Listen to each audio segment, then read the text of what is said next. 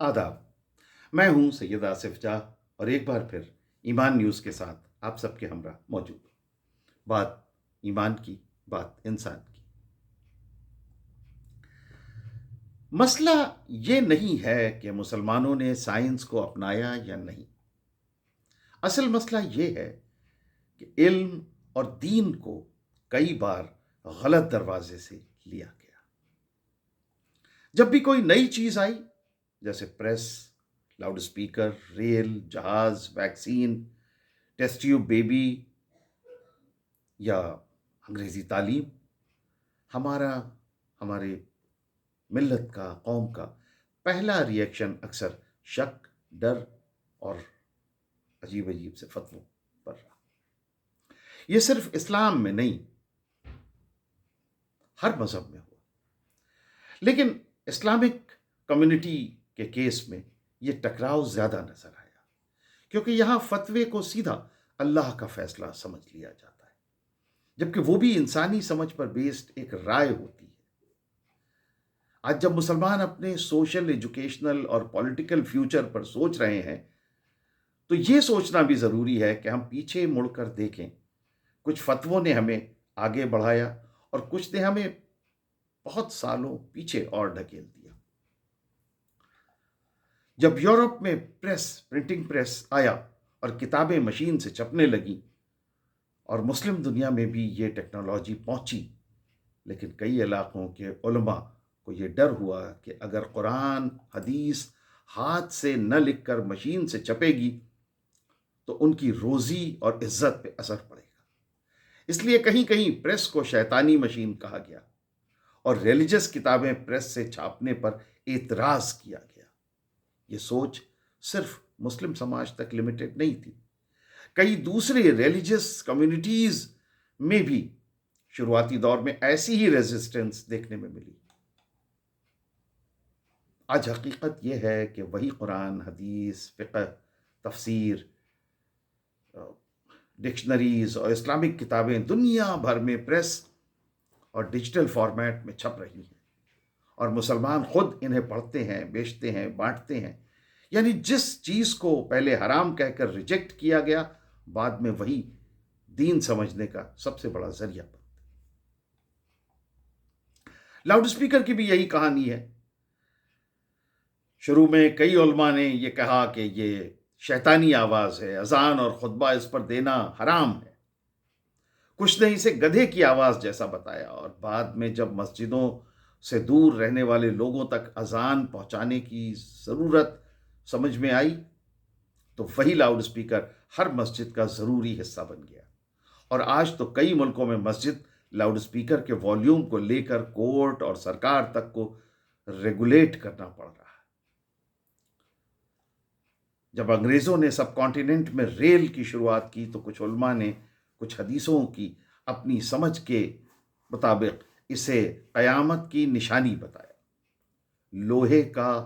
लोहे का घोड़ा लोहे पे चलेगा जैसे नरेशन से यह नतीजा निकाला गया कि रेल का सफर करना दीन के खिलाफ है।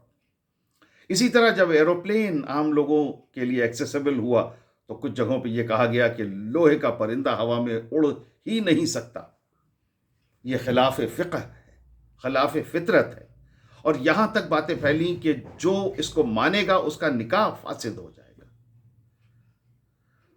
एक और कहानी याद आती है कि जब अपोलो 11 चांद पे जा रहा था, तो एक साहब थे जो बड़े मजहबी, बड़े दीनदार, नेक, उन्होंने यहां तक कहा कि हो ही नहीं सकता कि इंसान के पैर, खाती इंसान, उसके पैर चांद पे पड़ जाएं, ये हो ही नहीं सकता।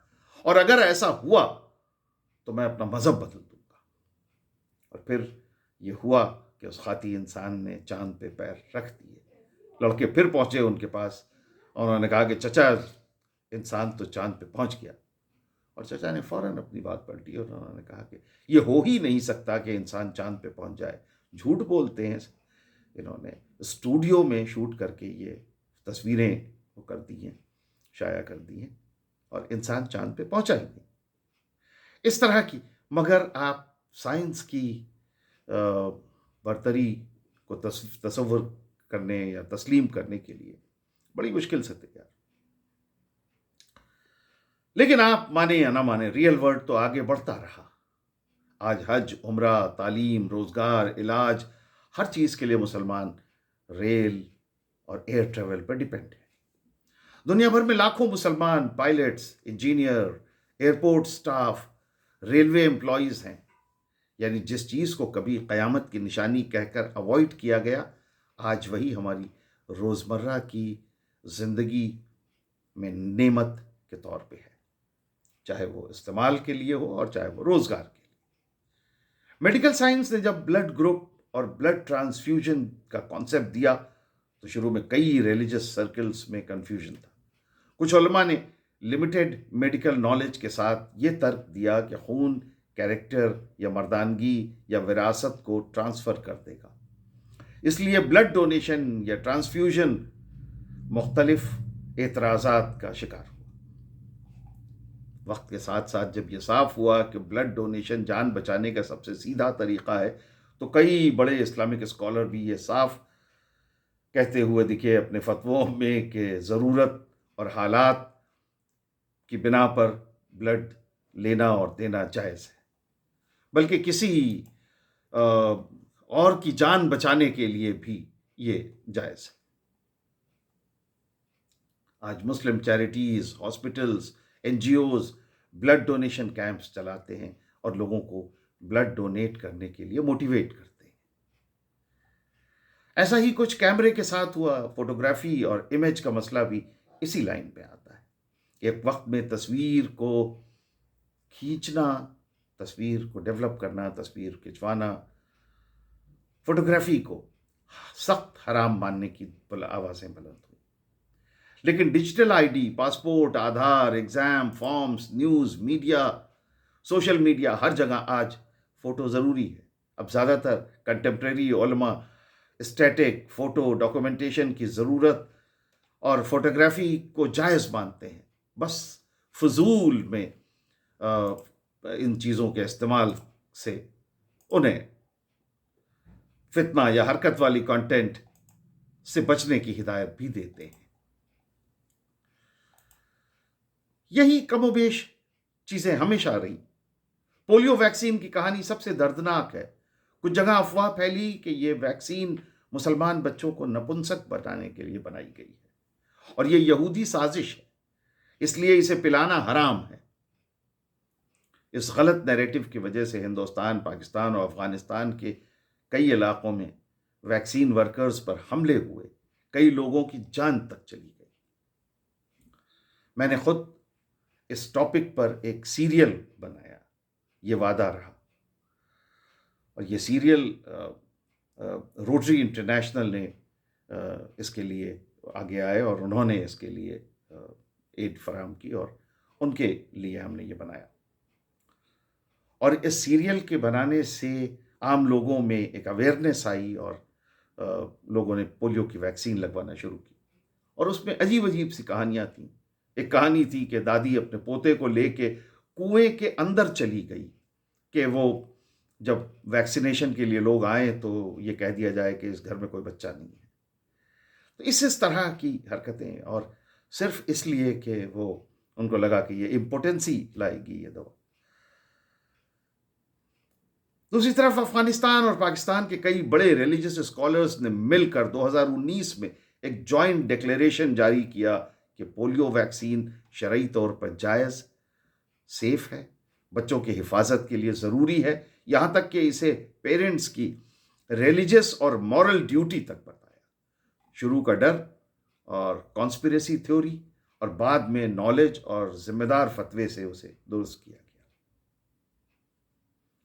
ٹیسٹ ٹیوب بیبی پر بھی شروع میں کئی جگہوں سے بلینکٹ حرام کے فتوے جاری ہوئے، لیکن جیسے جیسے ٹیکنیک سمجھ میں آئی، ڈیٹیل سامنے آئی، بہت سے لیجیٹمیٹ اسلامک باڈیز نے صاف گائیڈ لائنز دیں.